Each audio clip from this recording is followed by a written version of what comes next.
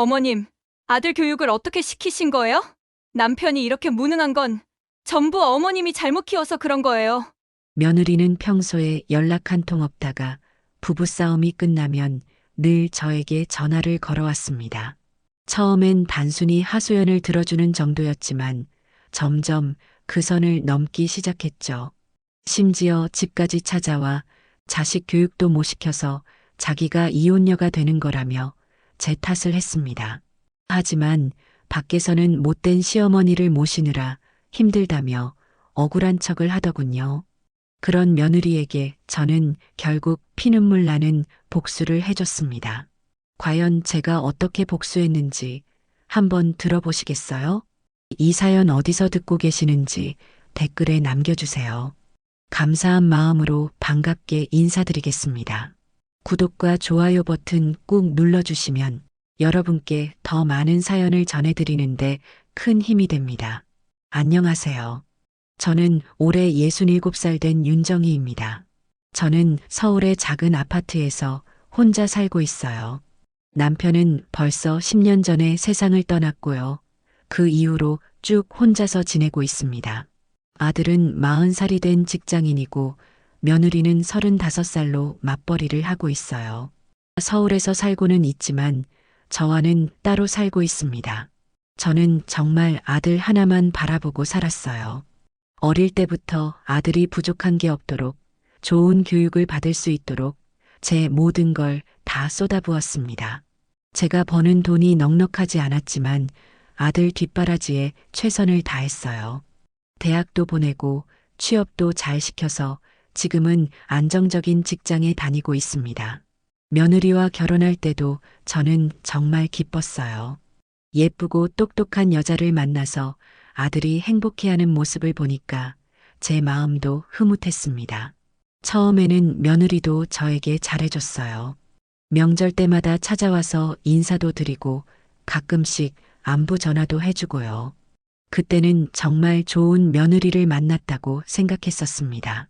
그런데 시간이 지나면서 조금씩 변화가 느껴지기 시작했어요. 처음에는 단순히 바쁘다고 생각했습니다. 평소에 연락이 뜸해지는 것도 그냥 그러려니 했고요. 둘 다 직장을 다니니까 시간이 없을 수 있다고 이해하려고 했죠. 그런데 최근 들어서는 정말 심각한 문제들이 계속 생겼습니다. 아들과 며느리 사이에 부부싸움이 부쩍 늘어버렸어요. 처음에는 젊은 부부니까 그럴 수도 있다고 생각했는데 점점 그 횟수와 정도가 심해지고 있었어요. 더 큰 문제는 며느리의 행동 패턴인데요. 평소에는 정말 연락을 안 해요. 안부 인사는커녕 명절이나 제 생일 같은 때도 연락이 없습니다. 그러다가 갑자기 전화가 올 때가 있는데 그때는 꼭 무언가 필요할 때예요. 남편인 제 아들에 대한 불만이 많을 때, 그리고 돈이 필요할 때만 연락이 오는 것이죠. 그것도 제대로 된 인사도 없이 바로 본론부터 시작합니다. 제 아들 욕을 하면서 저에게까지 그 책임을 돌리는 경우가 많아졌어요. 어머님, 도연 씨는 왜 이렇게 무능한 건지 모르겠어요. 이런 식으로 시작해서 제 아들을 깎아내리고 그런 아들을 키운 저까지 비난하는 거예요. 처음에는 그냥 화가 나서 하는 말이라고 생각했는데 이런 일이 반복되다 보니까 정말 마음이 상하기 시작했습니다. 그러면서도 정작 돈 문제나 도움이 필요할 때는 서슴없이 연락을 해와요. 제 아들 월급으로 부족하다며 생활비를 요구하기도 하고 명절이나 특별한 일이 있을 때 용돈을 달라고 하기도 해요. 저는 아들 부부가 어려우면 도와줘야 한다고 생각해서 그동안 거절한 적이 없었습니다. 이런 상황이 계속되다 보니까 저는 점점 혼란스러워졌어요. 며느리가 저를 어떻게 생각하는 건지, 제가 정말 뭘 잘못한 건지 모르겠더라고요. 제 아들을 그렇게 못마땅해 하면서도 그 아들의 어머니인 저에게는 도움을 요청하고 또 그 도움을 받아가면서도 저를 비난하는 게 이해가 안 됐죠. 요즘은 전화벨 소리만 들려도 가슴이 철렁 내려앉아요. 며느리에게서 온 전화일까봐 무서워지는 거예요. 그동안 얼마나 상처를 받았는지 스스로도 깨닫게 됐습니다. 어머님, 그 남자 때문에 제가 얼마나 스트레스 받는지 아세요? 이런 말을 들을 때마다 제 마음은 정말 무너져 내려요. 그 남자라고 부르는 사람이 바로 제가 평생을 바쳐서 키운 아들인데 아들을 그렇게 깎아내리는 며느리를 보면서 정말 허탈하고 씁쓸한 마음이 듭니다. 제가 뭘 그렇게 잘못했을까요? 아들을 잘못 키웠다고 하는데 저는 정말 최선을 다해서 아들을 키웠어요. 좋은 사람이 되도록 책임감 있는 사람이 되도록 교육했다고 생각하는데 며느리에게는 그게 전부 잘못된 것처럼 보이나 봅니다. 이런 상황에서 저는 정말 어떻게 해야 할지 모르겠어요. 며느리에게 왜 이런 대접을 받아야 하는지, 제가 정말 이렇게 살아야 하는지 매일매일 고민하고 있습니다. 그런데 이런 고민이 무색할 정도로 상황은 더욱 심각해지고 있어요. 이제는 부부싸움이 생길 때마다 며느리가 제게 전화를 걸어오는 패턴이 완전히 자리 잡혔습니다.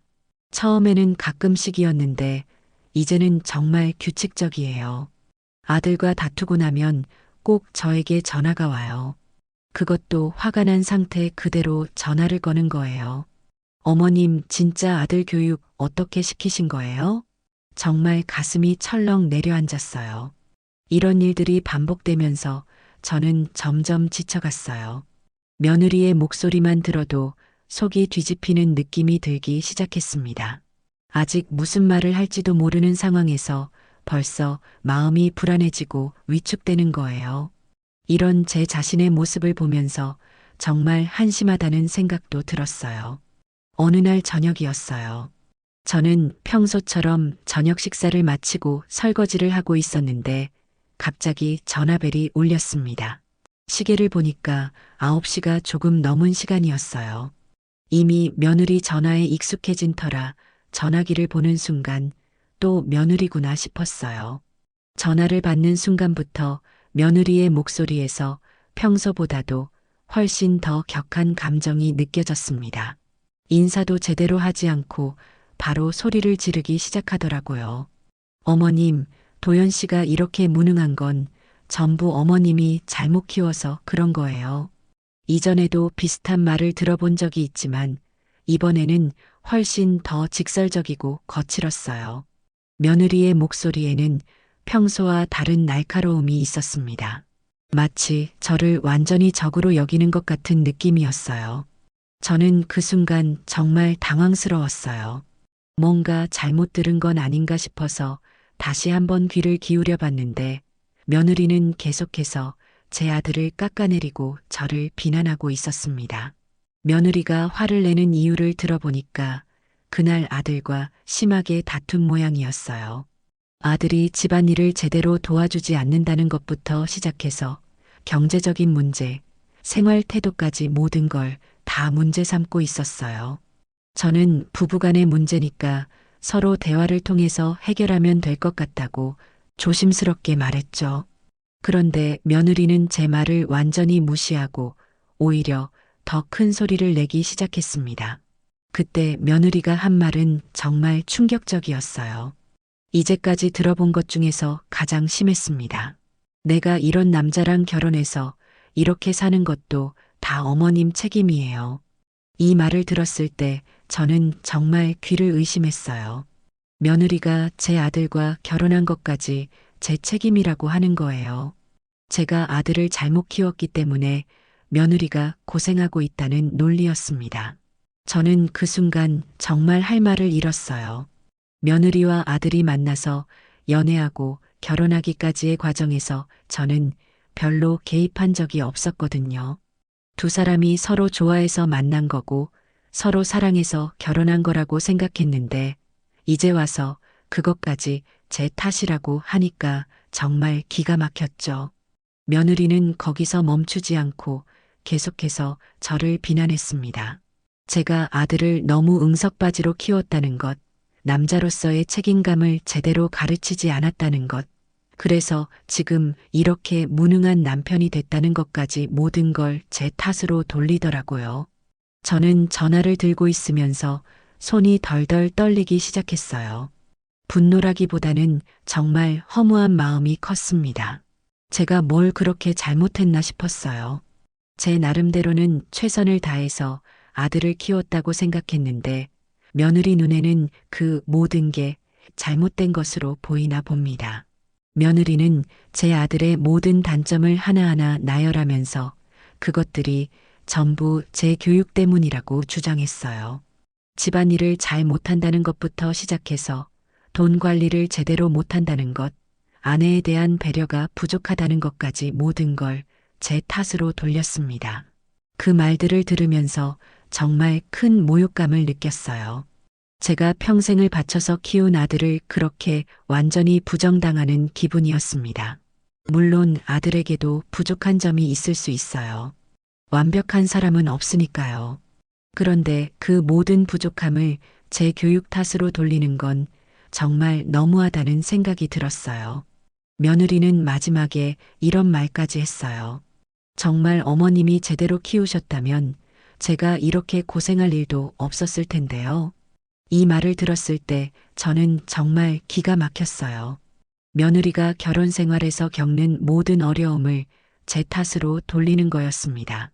부부 사이에 생기는 갈등이나 문제들은 두 사람이 함께 해결해 나가야 하는 건데 모든 걸 제게 책임을 지우는 거예요. 전화를 끊고 나서 저는 한동안 그 자리에 서 있을 수밖에 없었어요. 다리에 힘이 빠져서 주저앉을 것 같았습니다. 손도 계속 떨리고 있었고요. 분노보다는 정말 허무함이 더 컸어요. 제가 정말 뭘 그렇게 잘못했나 하는 생각이 계속 머릿속을 맴돌았습니다. 제 교육 방식에 문제가 있었나, 아들을 키우면서 놓친 부분이 있었나 하는 의문들이 끝없이 올라왔어요. 그런데 아무리 생각해봐도 저는 제 나름대로 최선을 다했다고 생각해요.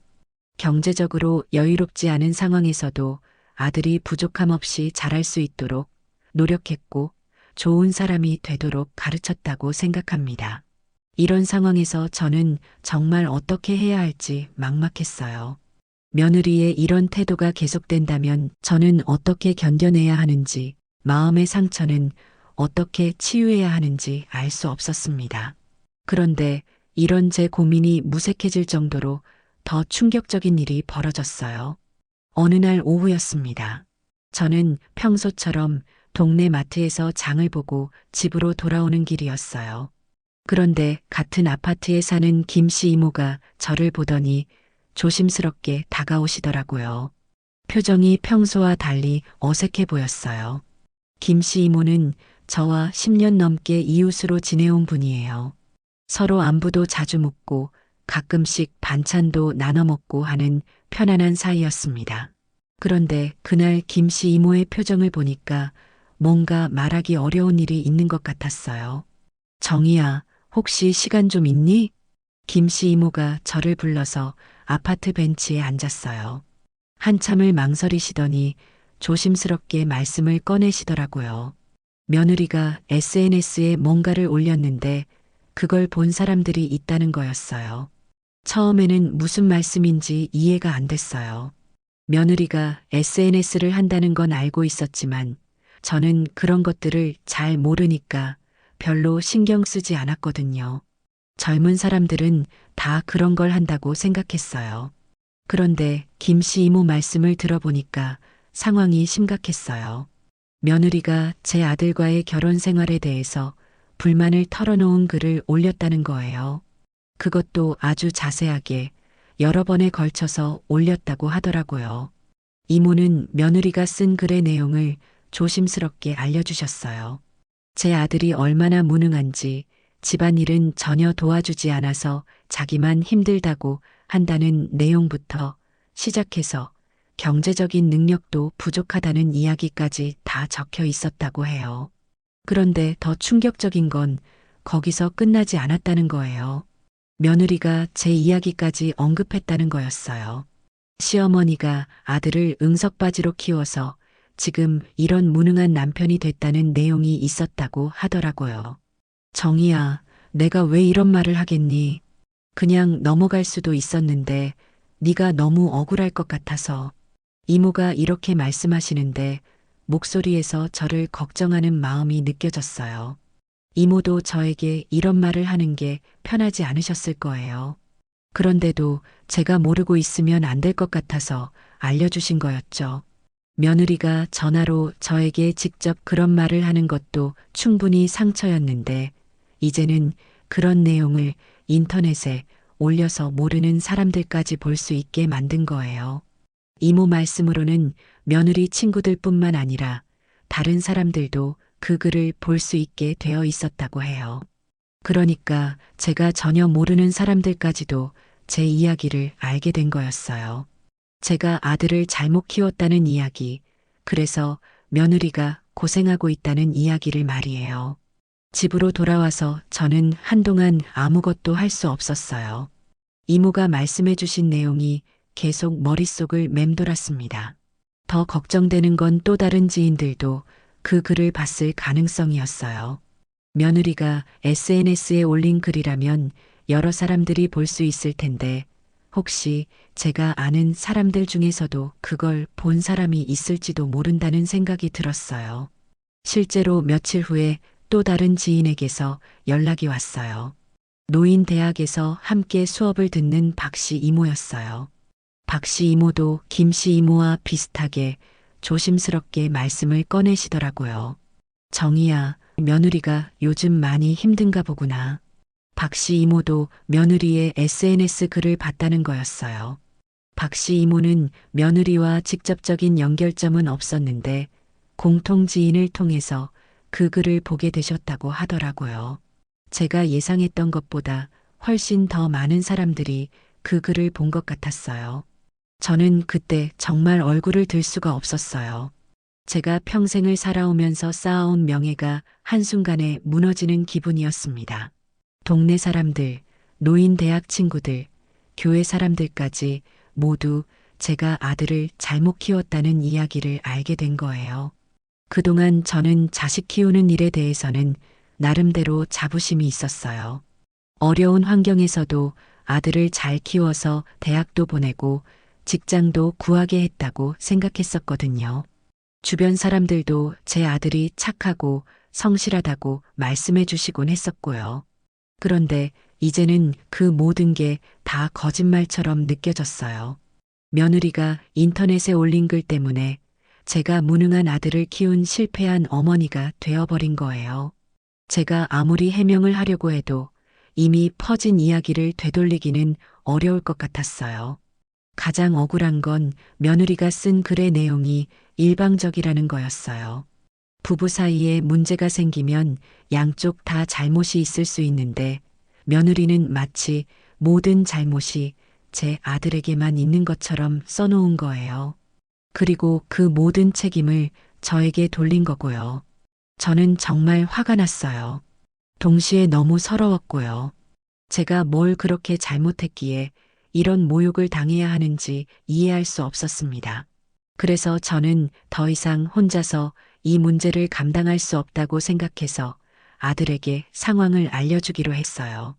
며느리가 SNS에 올린 글 때문에 동네 사람들이 다 알게 됐다는 이야기를 아들에게 했어요. 저는 아들이 이 상황을 심각하게 받아들이고 며느리와 제대로 이야기를 나눠줬으면 했습니다. 결혼한 사람으로서 자기 아내의 행동에 대해 책임을 져야 한다고 생각했어요. 아들에게 전화를 걸어서 차근차근 상황을 설명했습니다.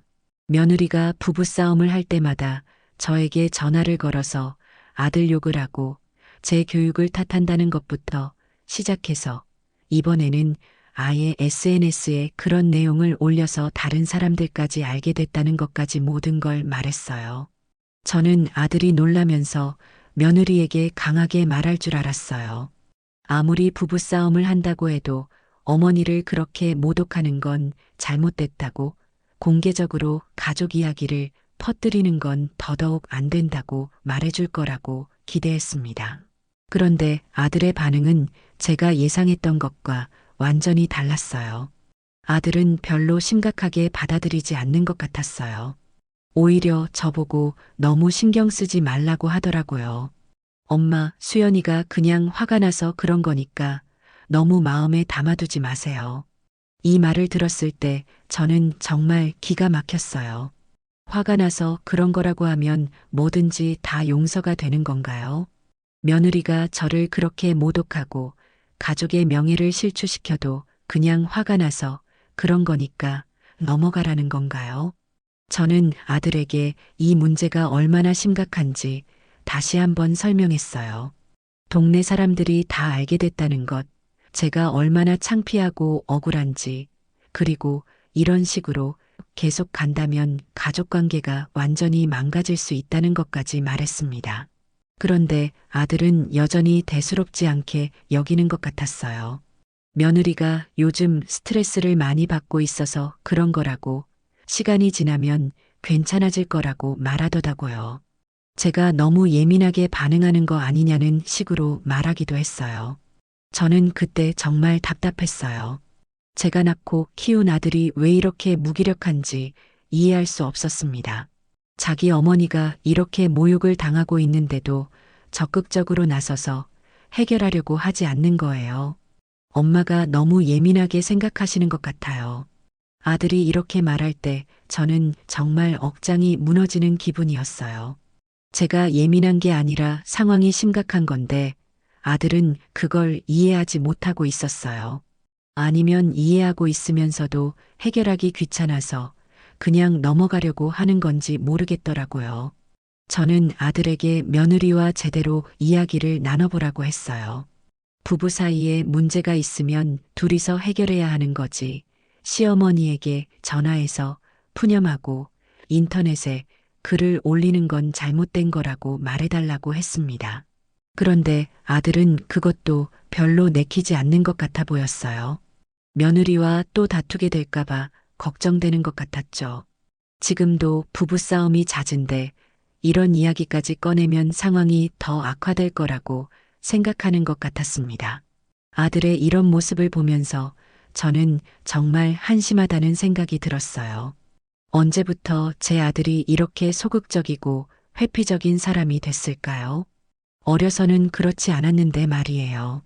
결국 아들은 며느리와 이야기를 나눠보겠다고는 했지만 그 말투에서 별로 적극적이지 않다는 게 느껴졌어요. 그냥 저를 달래기 위해서 하는 말 같았습니다. 전화를 끊고 나서 저는 정말 절망적인 기분이었어요. 며느리로부터 직접적인 공격을 받는 것도 힘든데 그걸 막아줘야 할 아들마저 이렇게 무기력하니까 저는 정말 혼자라는 생각이 들었어요. 저는 그동안 아들을 믿고 의지해 왔는데 정작 제가 도움이 필요할 때 아들은 별로 도움이 되지 않는다는 걸 깨달았습니다. 아들 나름대로는 양쪽 다 신경 쓰이는 상황이라서 어려울 수도 있겠지만 그래도 어머니를 보호해야 한다는 생각은 해야 하는 거 아닌가요? 며칠 후에 아들에게서 연락이 왔어요. 며느리와 이야기를 나눠봤다고 하더라고요. 그런데 그 결과도 별로 희망적이지 않았어요. 며느리는 자기는 잘못한 게 없다고 주장했다는 거예요. 그냥 속상해서 친구들에게 하소연한 것뿐이라고 별다른 의도는 없었다고 말했다는 거였죠. 저는 그 말을 들으면서 정말 화가 났어요. 별다른 의도가 없었다고 해서 다 용서가 되는 건가요? 결과적으로 저는 큰 상처를 받았고 명예도 실추됐는데 의도가 없었다고 하면 그게 다 무효가 되는 건가요? 아들도 그런 며느리의 해명을 그대로 받아들이는 것 같았어요. 더 이상 이 문제를 깊이 파고들고 싶어 하지 않는 게 느껴졌습니다. 저는 그런 아들의 모습을 보면서 정말 실망했어요.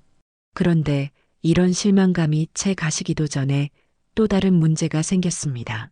남편의 제사가 다가오고 있었어요. 남편이 돌아가신 지 벌써 10년이 됐는데 매년 이맘때가 되면 저는 마음이 복잡해져요. 남편을 그리워하는 마음도 있고 또 한편으로는 제사 준비를 해야 한다는 부담감도 있고요. 예전에는 며느리가 제사 준비를 도와줬어요. 처음 몇 년 동안은 정말 열심히 도와줬습니다. 제사상 차리는 것부터 시작해서 음식 준비, 뒷정리까지 정말 성실하게 해줬어요. 그때는 정말 고마웠죠. 며느리가 있어서 제사를 무사히 치를 수 있다는 생각이 들었습니다. 그런데 몇 년 전부터 며느리의 태도가 조금씩 달라지기 시작했어요. 제사 준비를 도와주기는 하는데 예전만큼 적극적이지 않은 게 느껴졌습니다. 뭔가 억지로 하는 것 같은 분위기였어요. 작년 제사 때는 아예 오지 않았어요. 갑자기 몸이 아프다고 연락이 왔었습니다. 저는 그때도 그냥 정말 아픈가 보다 하고 넘어갔어요. 사람이 아프면 어쩔 수 없는 거니까요. 그런데 올해도 비슷한 상황이 벌어질 것 같은 예감이 들었어요. 제사 일주일 전쯤에 며느리에게서 전화가 왔습니다. 평소와 달리 목소리가 좀 이상했어요. 뭔가 핑계를 대려고 준비하는 것 같은 느낌이었습니다. 어머님, 이번 제사 때 제가 못 갈 것 같아요. 역시나 제가 예상했던 대로였어요. 며느리는 계속해서 이유를 설명하기 시작했습니다. 요즘 남편 때문에 스트레스를 너무 많이 받아서 우울증이 생긴 것 같다는 거예요. 병원에서 약도 처방받았고 의사가 스트레스를 받지 말라고 했다는 거였습니다. 저는 그 말을 들으면서 정말 어이가 없었어요. 우울증이 생긴 게 사실일 수도 있어요. 그런데 그 이유를 제 아들 탓으로 돌리는 게 이해가 안 됐습니다. 부부 사이에 문제가 있으면 서로 대화를 통해서 해결하려고 노력해야 하는 거 아닌가요? 더군다나 제사는 1년에 한 번 있는 중요한 가족 행사예요. 아무리 몸이 안 좋다고 해도 시아버지 제사에는 참석하는 게 맞다고 생각해요. 며느리로서의 최소한의 도리라고 생각합니다. 며느리는 계속해서 변명을 늘어놓았어요. 정신과 의사가 당분간 스트레스를 받을 만한 상황은 피하라고 했다는 거예요. 제사 준비하고 가족들 만나고 하는 게 부담스럽다는 것이었습니다. 저는 그때 정말 화가 났어요. 제사가 스트레스를 받을 만한 상황이라고 표현하는 게 기가 막혔어요. 가족들이 모여서 돌아가신 시아버지를 기리는 자리인데 그걸 스트레스라고 하다니요. 남편 때문에 제가 이렇게 아픈 건데 어머님도 이해해 주세요. 이 말을 들었을 때 저는 정말 참을 수 없었어요. 모든 걸 제 아들 탓으로 돌리는 거였어요. 자기가 우울증에 걸린 것도 제사에 참석하지 못하는 것도 전부 남편 때문이라는 거였습니다. 저는 며느리에게 조심스럽게 말했어요. 부부 사이에 문제가 있으면 서로 이야기를 나눠서 해결해 보라고, 그리고 제사만큼은 꼭 참석해 달라고 부탁했습니다. 1년에 한 번뿐인 행사니까 조금만 참아달라고 했어요. 그런데 며느리는 제 말을 완전히 무시했어요. 자기는 정말 몸이 안 좋아서 못 간다고, 어머님이 이해해주지 않으면 자기는 어떻게 해야 하느냐고 오히려 저를 몰아세우더라고요.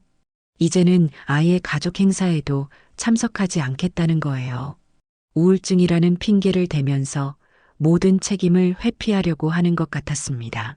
더 속상한 건 아들도 며느리 편을 드는 것 같다는 거였어요.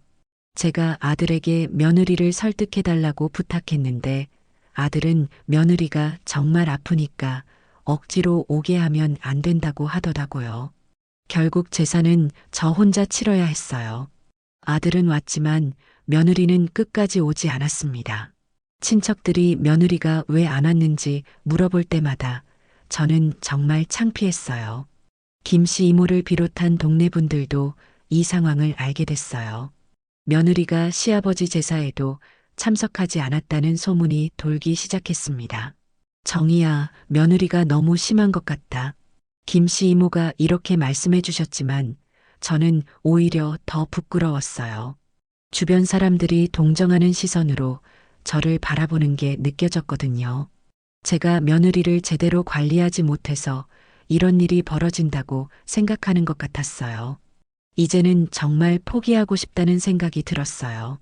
며느리와의 관계를 더 이상 개선하려고 노력하지 말고 그냥 포기하는 게 나을 것 같았습니다.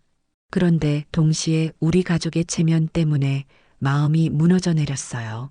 그런데 이런 제 마음 상태를 전혀 모르는 듯 며느리는 더욱 대담한 행동을 보이기 시작했습니다. 어느 날 오후였어요. 저는 집에서 빨래를 정리하고 있었는데 갑자기 초인종이 울렸어요. 문을 열어보니까 며느리가 서 있더라고요. 며느리가 미리 연락도 없이 찾아온 건 정말 오랜만이었어요. 며느리의 표정을 보니까 평소와 뭔가 달랐어요. 얼굴이 굳어 있고 눈빛도 차가워 보였습니다. 무슨 일인지 물어보려고 하는데 며느리는 인사도 제대로 하지 않고 바로 거실로 들어가더라고요. 저는 일단 차라도 한 잔 대접하려고 했는데 며느리는 앉지도 않고 서 있는 채로 갑자기 말을 꺼내기 시작했어요. 목소리 톤부터가 평소와 완전히 달랐습니다. 마치 선전포고를 하러 온 것 같은 느낌이었어요. 며느리가 한 첫 마디가 정말 충격적이었어요. 어머님, 저 이제 도연 씨랑 이혼할 거예요. 이 말을 듣는 순간 저는 정말 깜짝 놀랐어요.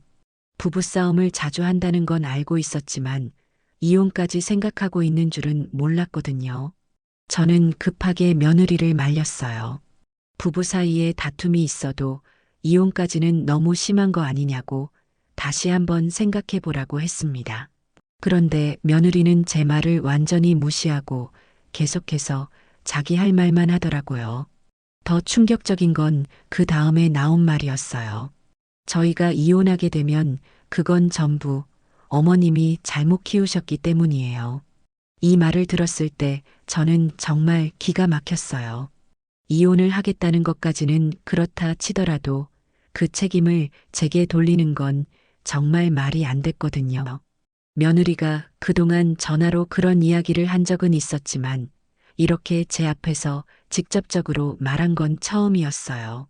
며느리는 거기서 멈추지 않고 계속해서 제 아들을 깎아내리기 시작했어요.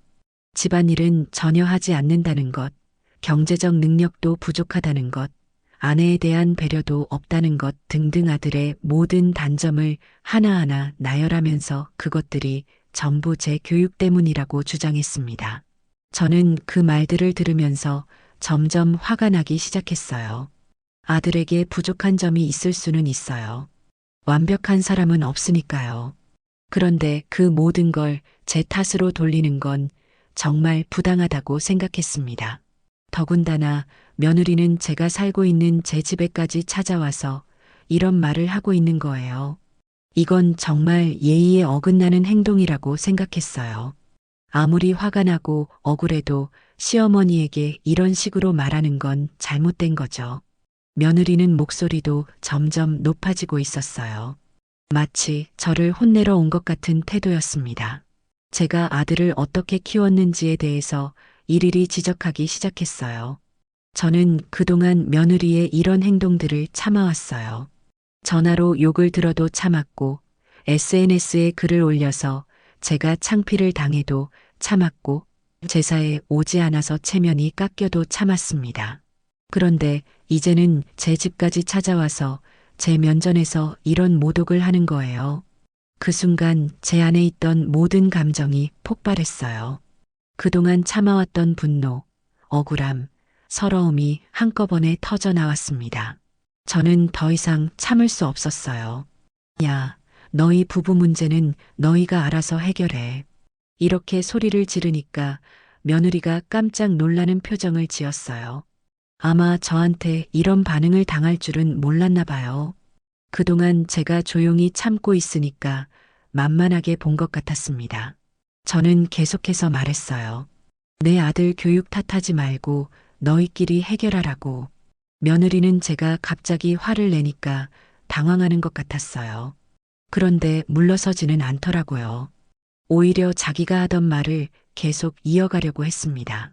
도연이가 이렇게 된 건 정말 제 교육 때문이라고 자기는 억울하다고 계속 주장했어요. 저는 그때 정말 화가 머리끝까지 났어요. 이 정도면 제가 정말 당하고만 있을 필요가 없다고 생각했습니다. 제 자존심을 지켜야겠다는 생각이 들었어요. 며느리에게 더 이상 이런 식으로 행동하지 말라고 경고했어요. 부부 사이에 문제가 있으면 둘이서 상담을 받든지 이혼을 하든지 알아서 하라고 제게 와서 이런 식으로 모독하지 말라고 단호하게 말했습니다. 며느리는 제가 이렇게 강하게 나오니까 예상치 못한 반응인 것 같았어요. 그동안 제가 조용히 참고 있었기 때문에 계속 그럴 줄 알았나 봅니다. 며느리의 얼굴에서 당황스러운 표정이 역력히 보였어요. 그런데도 며느리는 완전히 물러서지는 않았어요.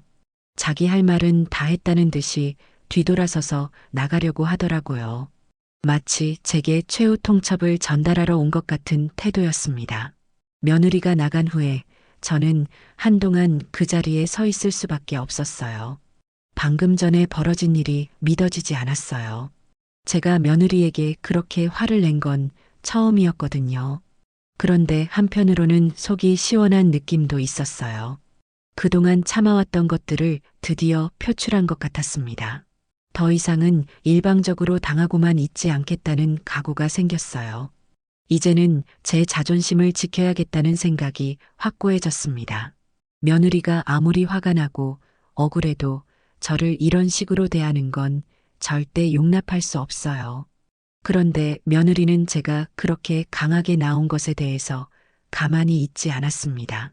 며느리가 집을 나간 지 이틀 후였어요. 저는 평소처럼 노인대학에 가려고 준비를 하고 있었는데 김씨 이모에게서 급한 전화가 왔어요. 이모의 목소리가 평소와 달리 당황스러워 들렸습니다. 정희야, 너 지금 인터넷 좀 볼 수 있니? 무슨 일인지 궁금해서 어떤 일이냐고 물어봤어요.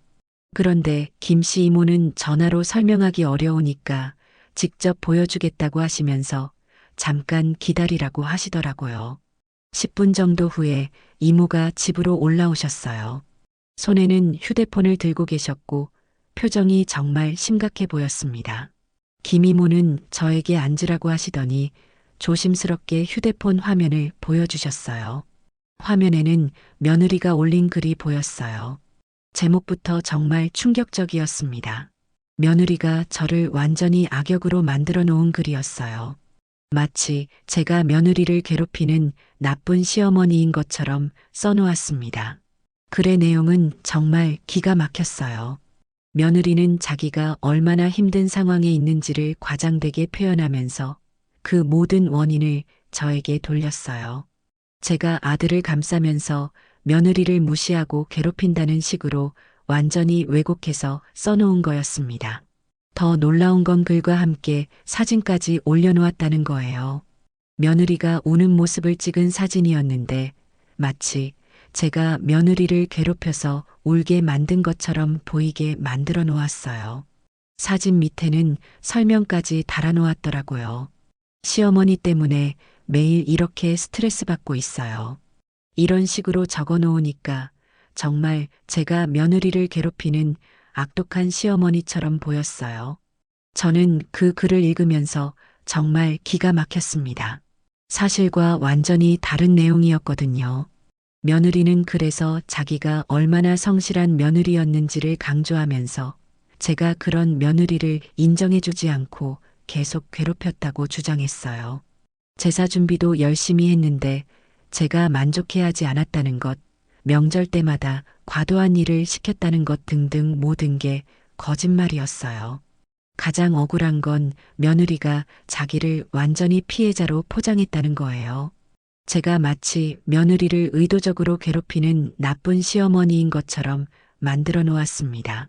그동안 며느리가 저에게 한 행동들은 전혀 언급하지 않고 오직 자기가 당한 피해만 과장해서 써놓은 거죠. 댓글도 이미 여러 개 달려 있었어요. 며느리의 친구들이나 지인들이 올린 것 같았는데 모두 며느리를 동정하고 저를 비난하는 내용이었습니다. 며느리가 불쌍하다는 것, 시어머니가 너무 심하다는 것, 이런 시어머니는 처음 본다는 것까지 정말 악플들이 가득했어요. 저는 그 글을 읽으면서 손이 떨렸어요. 며느리가 이런 식으로 저를 공격할 줄은 정말 몰랐습니다. 그동안 며느리가 저에게 전화해서 욕을 하거나 제사에 오지 않는 정도는 가족 내부의 문제라고 생각했어요. 그런데 이제는 아예 인터넷에 저를 악역으로 만들어서 공개적으로 망신을 주려고 하는 거였어요. 이모는 제 표정을 보시더니 정말 걱정스러워 하셨어요. 이런 글이 퍼지면 얼마나 힘들어할지 생각하니까 견딜 수 없어서 알려주는 거라고 하시더라고요. 며느리가 올린 글은 정말 교묘했어요. 거짓말을 하면서도 마치 사실인 것처럼 보이게 만들어 놓았어요. 구체적인 상황들을 언급하면서 약간씩 왜곡해서 표현한 거였습니다. 예를 들어서 제가 며느리에게 화를 낸 일을 언급하면서 그 상황은 빼고 제가 화를 낸 것만 강조해서 써놓은 거예요. 그러다 보니까 글을 읽는 사람들은 제가 정말 며느리를 괴롭히는 나쁜 시어머니라고 생각하게 됐을 거예요. 며느리가 왜 그런 행동을 했는지에 대한 배경 설명은 전혀 없이 오직 며느리가 피해자라는 것만 부각시켜 놓은 거였습니다. 저는 그 순간 정말 화가 났어요. 동시에 이 정도면 제가 정말 당하고만 있어서는 안 되겠다는 생각이 들었습니다. 며느리가 이런 식으로 저를 공격한다면 저도 가만히 있을 수는 없어요. 그런데 화가 나는 동시에 마음이 냉정해지기도 했어요. 이제는 감정적으로만 대응해서는 안 되겠다는 생각이 들었습니다. 며느리가 이런 식으로 나온다면 저도 체계적으로 대응해야겠다고 마음먹었어요. 정말 이런 며느리는 처음 봤어요. 며느리가 쓴 글 중에 이런 표현도 있었어요. 마치 제가 정말 특별히 나쁜 시어머니인 것처럼 만들어 놓은 거였습니다. 제가 다른 시어머니들과 달리 유난히 심술궂고 의심 많은 사람인 것처럼 포장해 놓았어요. 저는 이모에게 고맙다고 인사를 드렸어요. 이모는 너무 상처받지 말라고 위로해 주시면서 돌아가셨죠. 이모가 가신 후에 저는 혼자서 생각을 정리해 봤어요. 이제는 정말 제가 적극적으로 나서야 할 때가 온 것 같았습니다. 며느리가 이런 식으로 거짓말을 퍼뜨린다면 저도 사실을 알려야겠다고 생각했어요. 그동안 저는 가족 간의 일은 조용히 넘어가는 게 좋다고 생각했어요. 그런데 며느리가 먼저 이런 식으로 공개적으로 나왔으니까 저도 더 이상 참고 있을 이유가 없다고 생각했습니다. 그래서 저는 체계적으로 준비를 시작하기로 마음먹었어요. 사실 제가 미리 준비해 놓은 게 있었어요. 몇 달 전에 아들이 제 휴대폰을 새 기종으로 바꿔주며 여러 가지 기능을 알려줬는데 그 중에 통화 자동 녹음 기능도 있었습니다. 처음에는 그런 기능이 있는 줄도 몰랐어요. 그런데 며느리가 자꾸 전화해서 저에게 심한 말을 할 때마다 나중에 아들에게 정확히 설명하기 어려워서 녹음을 해두면 좋겠다는 생각이 들었어요. 그래서 몇 달 전부터 통화 자동 녹음을 켜두었었죠. 며느리가 저에게 전화해서 한 모든 말들이 다 녹음되어 있었어요. 제 아들을 무능하다고 욕한 것, 저를 비난한 것, 돈을 요구한 것까지 모든 게 고스란히 기록되어 있었습니다. 며느리는 자기가 한 말들이 다 증거로 남아있다는 걸 전혀 모르고 있었어요. 저는 그동안 쌓인 통화 녹음 파일들을 하나하나 다시 들어봤어요. 들으면서 정말 화가 났지만 동시에 이 모든 게 명확한 증거라는 생각에 마음이 든든해졌습니다. 며느리가 아무리 거짓말을 해도 이 녹음 파일들이 진실을 말해주고 있었거든요. 며느리가 SNS에 올린 글들도 모두 캡처해서 저장해뒀어요. 김씨 이모가 도와주셔서 휴대폰으로 화면을 찍어두었습니다. 며느리가 나중에 글을 지울 수도 있으니까 미리 증거를 확보해둔 거예요. 며느리가 보낸 카톡 메시지들도 정리했어요. 돈을 요구할 때 보낸 메시지들, 제 아들을 욕하면서 보낸 메시지들이 모두 남아 있었습니다. 며느리는 감정이 격해졌을 때 정말 거칠게 메시지를 보냈는데 그런 것들이 모두 증거가 되었어요. 이제는 울지 않겠다고 다짐했어요. 혼자서 이 모든 자료들을 정리하면서 저는 정말 각오를 다지게 됐습니다. 그동안 며느리의 행동에 상처받고 울기만 했는데 이제는 제대로 대응해 보겠다는 마음이 확고해졌어요. 며느리의 행동 패턴도 자세히 분석해 봤어요. 부부싸움을 하면 반드시 저에게 전화해서 푸념하고 돈이 필요하면 또 연락해서 도움을 요청하고 그러면서도 계속 저를 비난하는 패턴이 반복되고 있었습니다. 통화 기록을 보니까 며느리가 저에게 전화한 횟수도 정말 많았어요. 한 달에 10번 이상씩 전화를 걸어온 달도 있었습니다. 그것도 대부분 밤늦은 시간이나 이른 아침에 걸어왔어요. 저 같은 노인에게는 정말 부담스러운 시간대였죠. 제가 며느리에게 보내준 돈 기록도 정리해 봤어요. 통장 내역을 보니까 정말 많은 돈을 보내줬더라고요. 생활비 보조부터 시작해서 급하게 필요하다고 해서 보내준 돈들까지 합치면 상당한 금액이었어요. 그런데도 며느리는 그런 도움을 받으면서 계속 저를 비난해왔죠. 돈은 받아가면서 고마워하기는커녕 오히려 당연한 것처럼 여기고 더 많은 걸 요구하기도 했습니다. 노인 대학 친구분들도 이 상황을 잘 알고 계셨어요. 김 씨 이모뿐만 아니라 여러분들이 며느리의 SNS 글을 보셨다고 하더라고요. 그분들은 모두 제 편에서 며느리가 너무 심하다고 말씀해 주셨습니다. 박 씨 이모는 이런 말씀까지 해주셨어요. 정희야, 네가 얼마나 좋은 시어머니인지 우리가 다 알고 있어. 정말 고마웠어요. 제가 지금까지 어떻게 살아왔는지, 며느리에게 어떻게 대했는지를 아시는 분들이 계시다는 게 든든했습니다. 동네 이웃분들도 마찬가지였어요. 같은 아파트에 사시는 분들은 제가 평소에 어떤 사람인지 잘 알고 계시거든요. 며느리가 인터넷에 아무리 거짓말을 써놓아도 저를 실제로 아시는 분들은 속지 않으시더라고요. 저는 이분들께 정확한 상황을 설명드렸어요. 며느리가 그동안 어떤 행동을 했는지, 제가 얼마나 참고 견뎌왔는지를 솔직하게 말씀드렸습니다. 그분들은 모두 제 이야기를 들어주시고 며느리가 너무 심하다고 동조해 주셨어요. 이제 제가 모은 모든 팩트가 제 무기가 됐어요. 며느리가 아무리 거짓말을 해도 저에게는 명확한 증거들이 있었습니다. 통화 녹음, SNS 캡처, 카톡 메시지, 돈을 보내준 기록, 그리고 주변 분들의 증언까지 모든 게 준비됐어요. 저는 이제 더 이상 일방적으로 당하고만 있지 않을 거예요.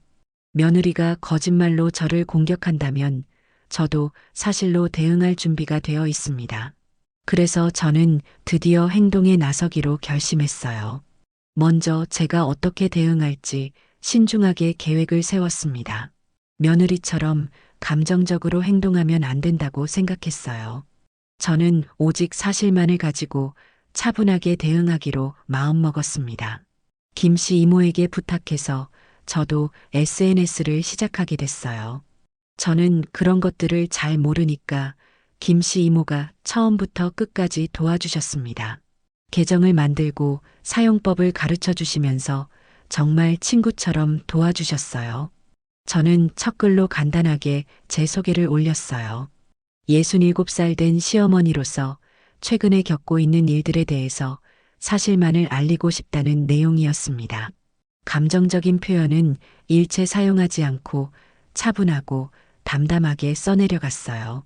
며느리가 올린 글의 문제점들을 하나하나 짚어가면서 사실관계를 정리했습니다. 며느리가 제가 괴롭혔다고 주장한 일들이 실제로는 어떤 상황이었는지를 구체적으로 설명했어요. 예를 들어서 며느리가 제사 준비를 열심히 했는데 제가 인정해주지 않았다고 주장한 부분이 있었잖아요.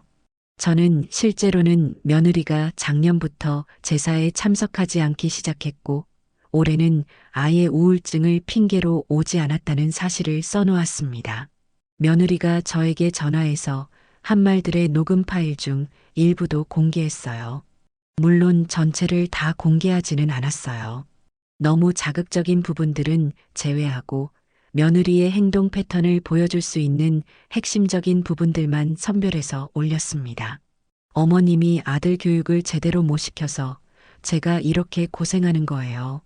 이런 식으로 며느리가 저를 비난한 녹음 파일의 일부를 공개했어요. 며느리 목소리가 얼마나 거칠고 무례한지가 그대로 드러났습니다. 사람들이 이걸 들으면 며느리가 평소에 저에게 어떻게 말하는지 알 수 있을 거라고 생각했어요. 며느리가 저에게 돈을 요구했던 카톡 메시지들도 캡처해서 올렸습니다. 며느리가 생활비가 부족하다며 도움을 요청한 메시지들, 그리고 제가 그 요청에 응해서 돈을 보내준 기록들을 모두 공개했어요. 이런 도움을 받으면서도 며느리가 저를 어떻게 대했는지도 함께 보여줬습니다. 돈을 받아간 바로 다음 날 저에게 전화해서 아들 욕을 하고 저를 비난한 통화 기록도 있었거든요. 저는 마지막에 이런 메시지를 덧붙였어요. 부부싸움은 부부가 해결하는 것입니다. 이 한 문장으로 제 입장을 명확하게 표현했어요. 감정적인 말은 하지 않고 짧고 단호하게 제 생각을 밝혔습니다.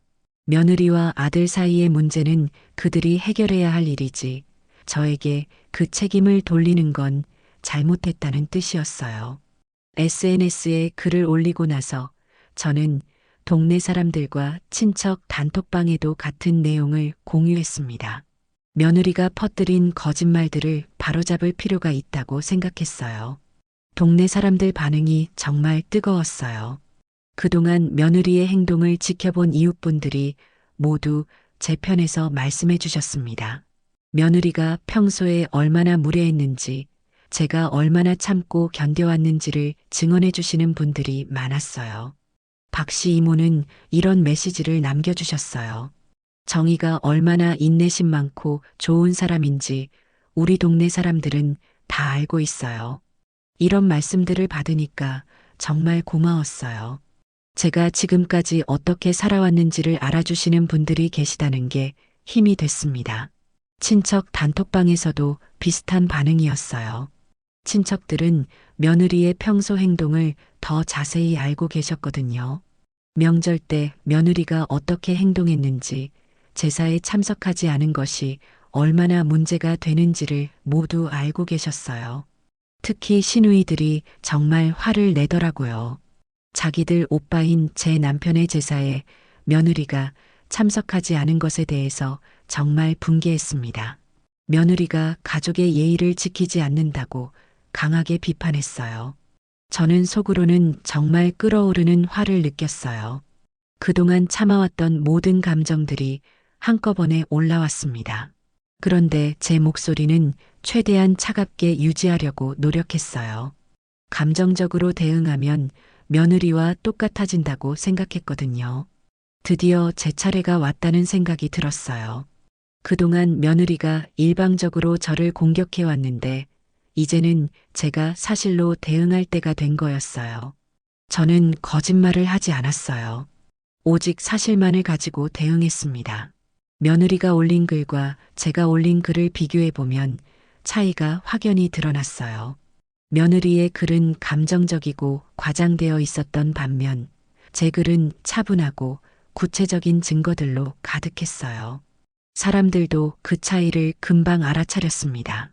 며느리가 감정에 치우쳐서 일방적으로 주장만 늘어놓은 반면 저는 객관적인 자료들을 제시하면서 차분하게 설명했다는 것을 알 수 있었어요. 저는 정말 오랜 시간 동안 참고 견뎌왔어요. 며느리의 무례한 행동들, 저에 대한 비난들, 거짓말들을 모두 참아왔습니다. 그런데 이제는 더 이상 참을 이유가 없다고 생각했어요. 제가 올린 글들이 퍼지기 시작하면서 여론이 조금씩 바뀌는 게 느껴졌어요.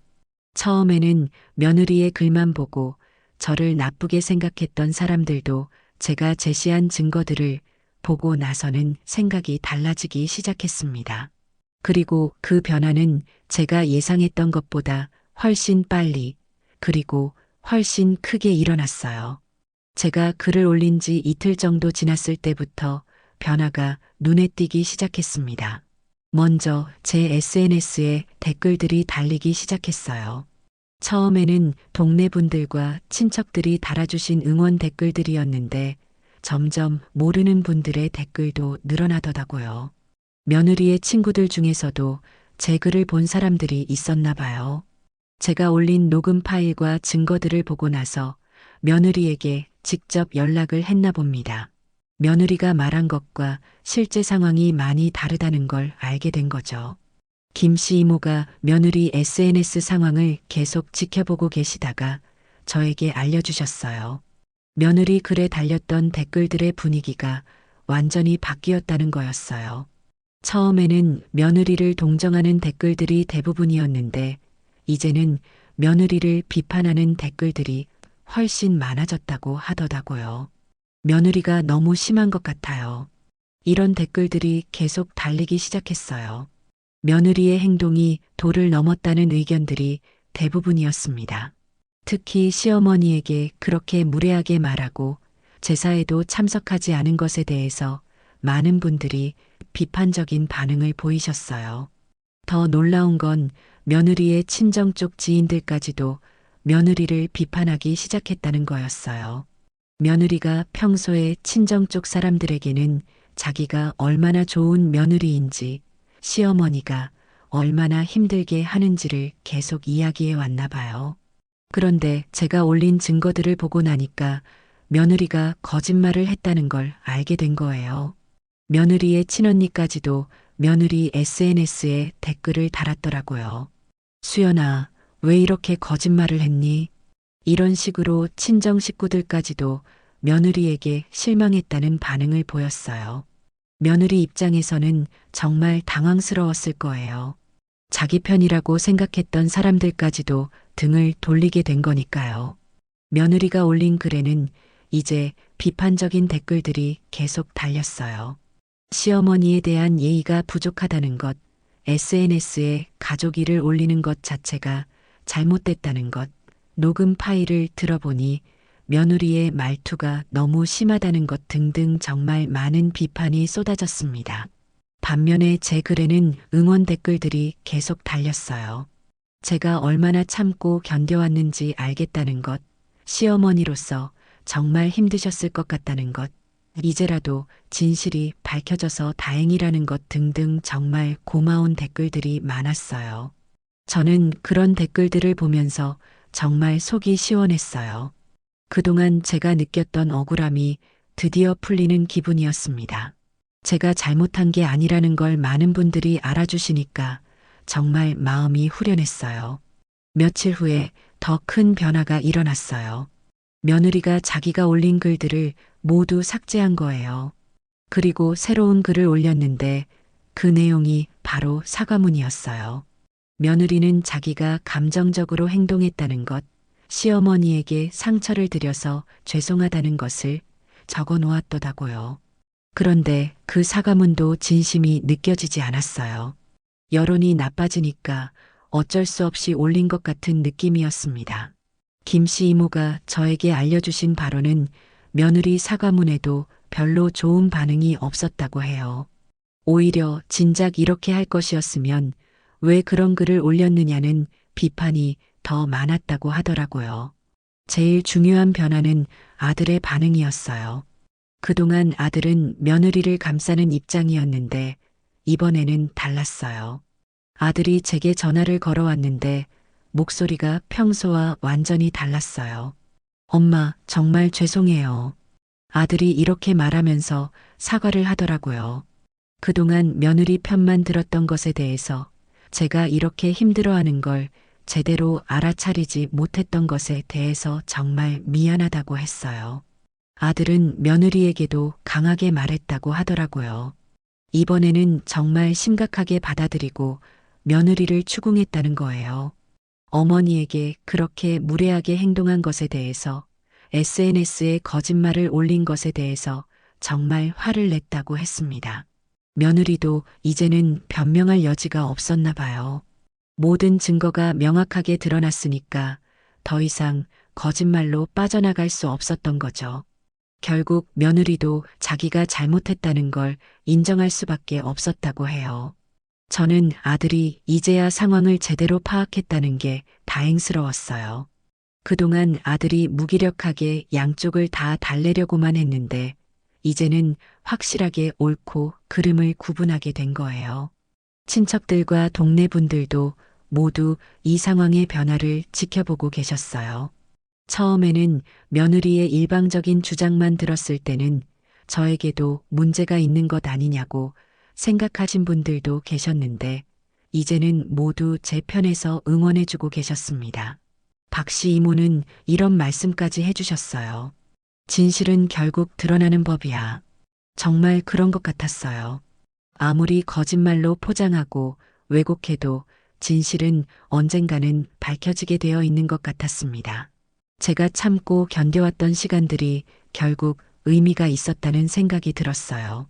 여론이 완전히 뒤바뀌면서 저는 정말 후련한 마음이 들었어요. 그동안 제가 느꼈던 억울함과 분노가 드디어 해소되는 느낌이었습니다. 제가 잘못한 게 아니라는 걸 모든 사람들이 알게 됐으니까요. 그런데 이런 상황의 변화가 며느리에게는 더 큰 충격이었나 봅니다. 여론이 완전히 뒤바뀌고 모든 사람들이 며느리를 비판하게 되자 결국 결정적인 변화가 일어났어요. 일주일 정도 지났을 때 아들에게서 연락이 왔어요. 목소리가 평소와 많이 달랐어요. 정말 지쳐 보이고 힘들어하는 게 느껴졌습니다. 아들이 저에게 직접 만나서 이야기하고 싶다고 하더라고요. 다음날 아들이 제 집으로 찾아왔어요. 얼굴을 보니까 정말 많이 힘들어했다는 게 느껴졌어요. 평소보다 많이 야윈 것 같았고 표정도 어두워 보였습니다. 제가 차라도 한 잔 대접하려고 했는데 아들이 먼저 말을 꺼내더라고요. 엄마, 저도 이제 더는 못 견디겠어요. 아들이 이렇게 말하면서 정말 힘든 표정을 지었어요. 그동안 아들이 이런 말을 한 적이 없었거든요.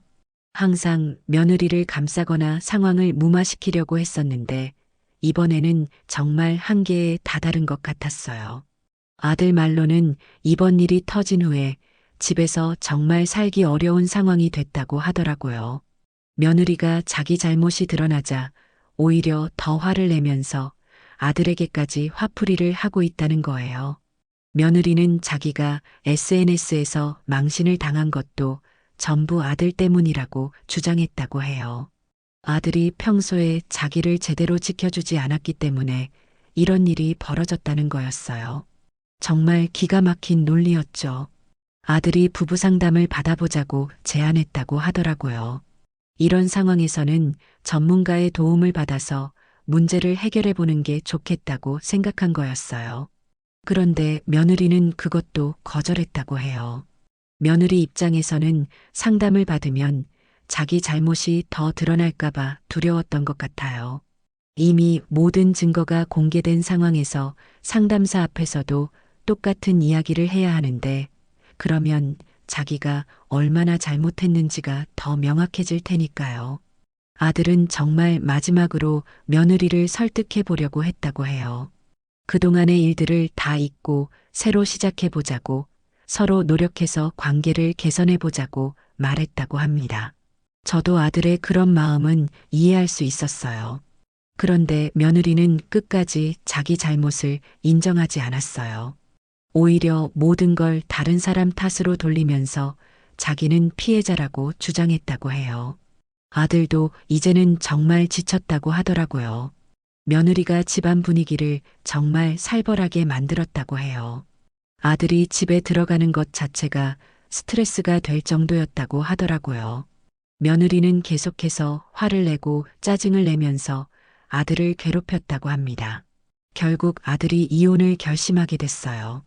더 이상은 정말 함께 살 수 없다는 판단이 선 거였어요. 아들도 그동안 많이 참고 견뎌왔는데 이제는 한계에 다다른 거죠. 아들이 며느리에게 이혼 이야기를 꺼냈을 때 며느리의 반응도 정말 극단적이었다고 해요. 처음에는 자기를 버리느냐고 울면서 매달렸다가 갑자기 돌변해서 화를 내기 시작했다고 하더라고요. 며느리는 자기가 먼저 이 집을 나가겠다고 선언했어요. 아들이 이혼을 원한다면 자기가 알아서 나가겠다는 거였어요. 그런데 그 과정에서도 끝까지 다른 사람들을 탓했다고 해요. 며느리가 짐을 싸면서 한 말이 정말 충격적이었다고 아들이 말해줬어요. 내가 이 못 배워 먹은 집안이랑 안 사는 거야. 이렇게 말하면서 정말 화가 머리끝까지 난 상태였다고 해요. 자기가 이 집안 사람들과는 더 이상 같이 살 수 없다는 거였어요.